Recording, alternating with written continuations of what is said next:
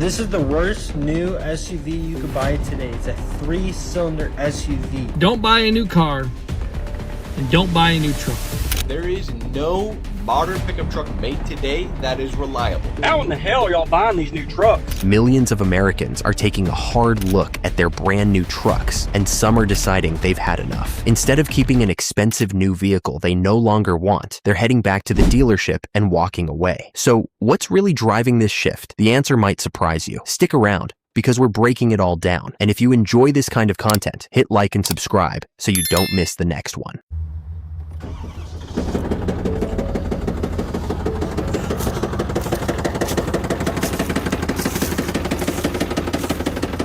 $10,000 miles on her, bro. Fucking shitty.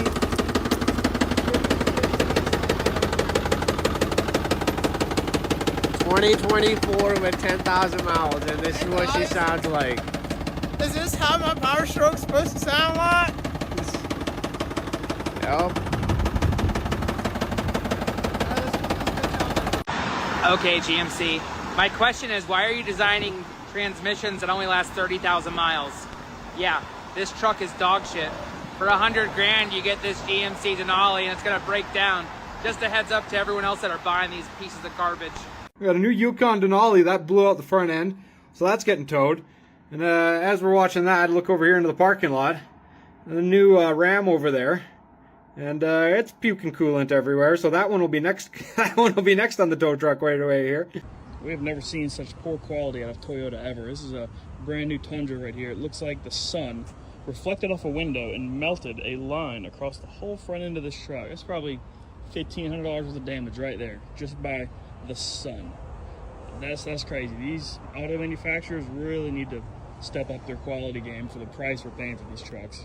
Even Toyota isn't immune. A brand new Tundra reportedly suffered front-end damage from reflected sunlight before it was even properly driven. That's a costly surprise for a truck with a premium price tag. This 2026 Chevrolet Silverado will randomly shut off going down the road with my wife and kids in it. It puts itself in neutral and the engine turns off. And we took it to our local dealership and they're like, yeah, there's nothing wrong with it. We can't get it to do that.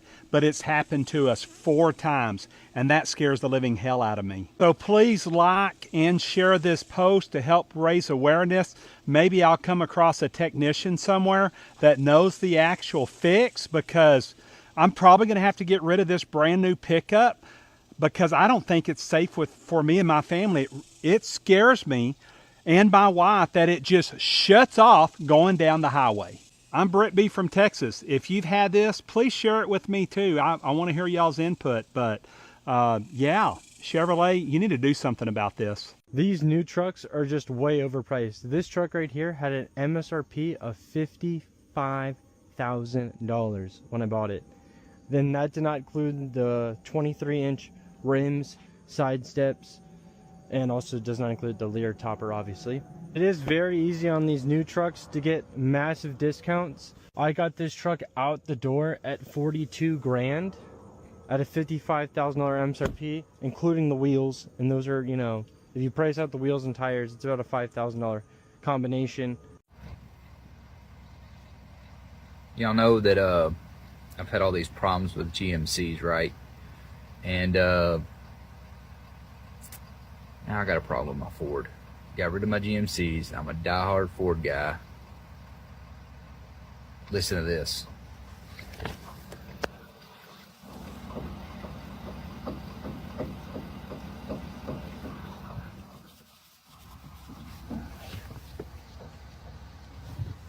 Something's loose in my front end. When I hit a bump, it sounds like the steering column's going doo-doo-doo-doo-doo-doo. Dang it. And I need this truck to pull this weekend. Well, Ford guys, sorry guys.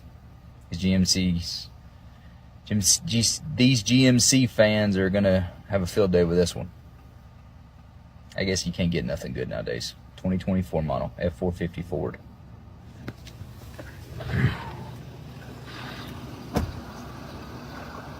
Brand new. 1,500 miles.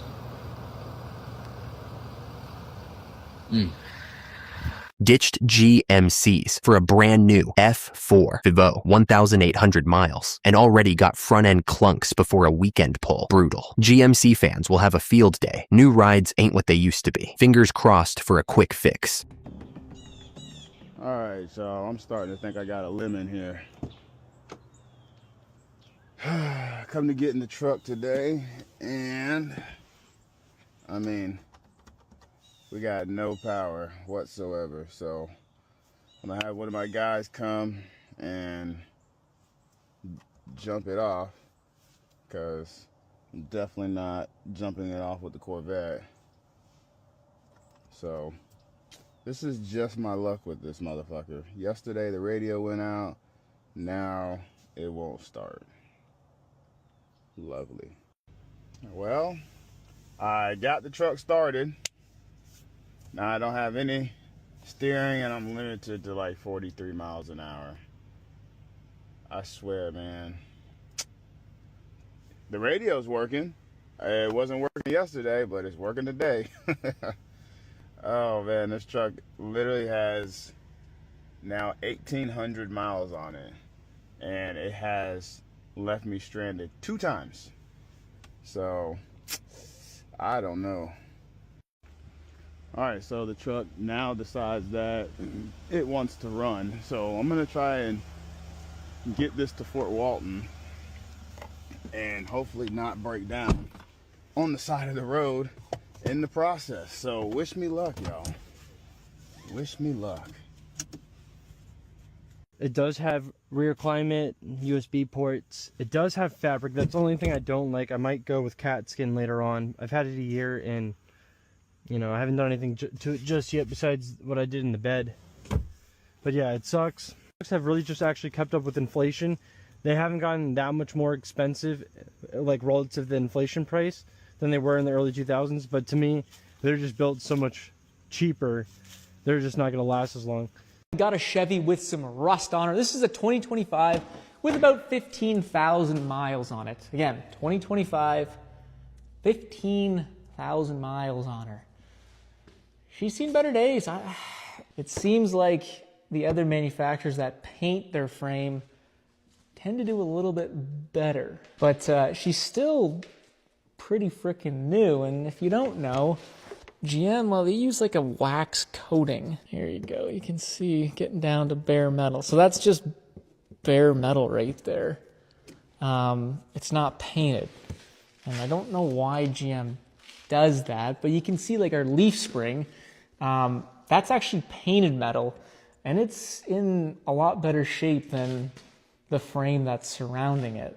What do you guys think about this? That's, I don't know. Now, yes, we are in Canada, and there's a lot of salt coming onto the Silverado this winter. But, I mean, for a basically brand new truck, very new truck, let's say, seems like there's a lot of rust under there. Then there's a 2025 Silverado with just 15,000 miles showing serious frame corrosion. If a truck this new is already losing its protective coating, that's hard to call normal wear and tear, especially at an $80,000 price. The recalls at Ford are just absolutely insane. And I feel like if you're a Ford owner, you know, while it's great that they're fixing them, that just means that a lot of people at the factory are not paying attention. They're trying to get these out as fast as possible. The quality control is just atrocious right now.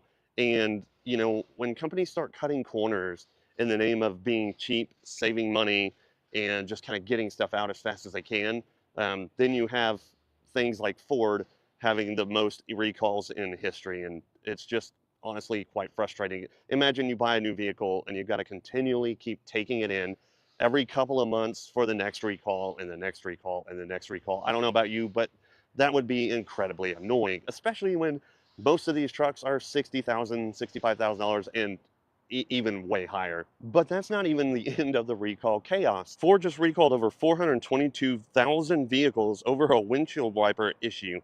The recall includes 21 to 23 Lincoln Navigators, Ford Expedition SUVs, and 22 to 23 Ford Super Duty trucks. It says that the windshield wiper arms might operate erratically, causing the wipers to fail. And I'm assuming when they mean erratically, they might just go crazy and start flinging themselves as fast as possible across your windshield and then burn out the motor or cause some other form of damage to the vehicle, which I've never heard of a windshield wiper failing in that sort of way.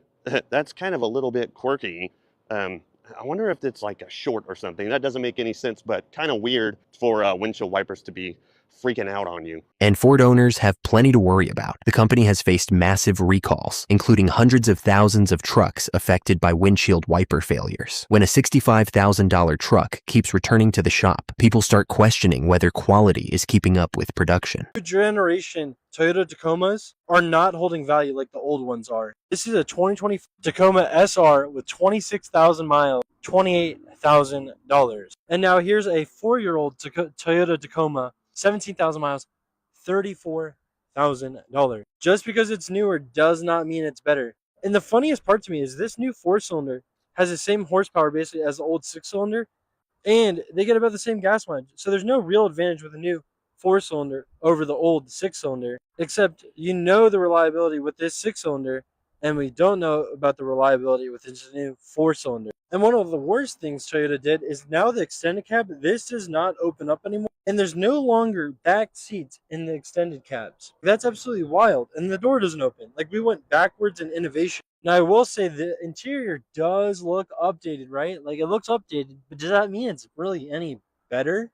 Like, the steering wheels are almost identical. And this, to me, actually just looks like it's more seamless. Like, everything goes together, where the new one is just like, oh gosh, we got to put a screen here. Here we go. Because this doesn't sit anywhere into the dash. It's just plopped up on there like every new car, which I think just does not look good.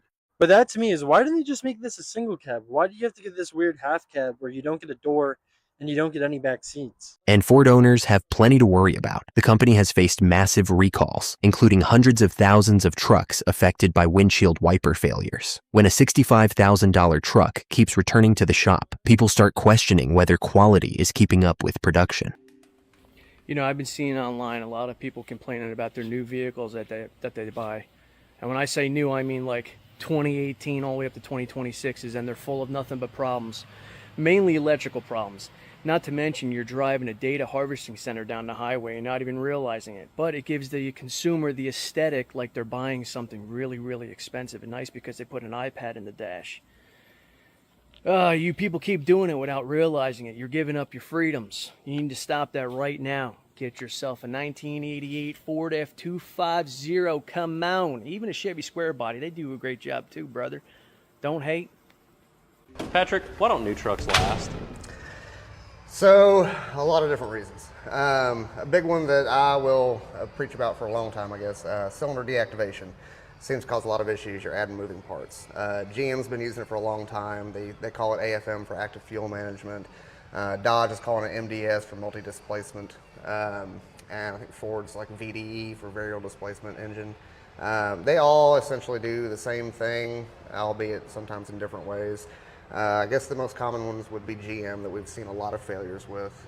They use hydraulically controlled lifters and a solenoid to basically to close the valves on 4 cylinders, and then they cut fuel to those.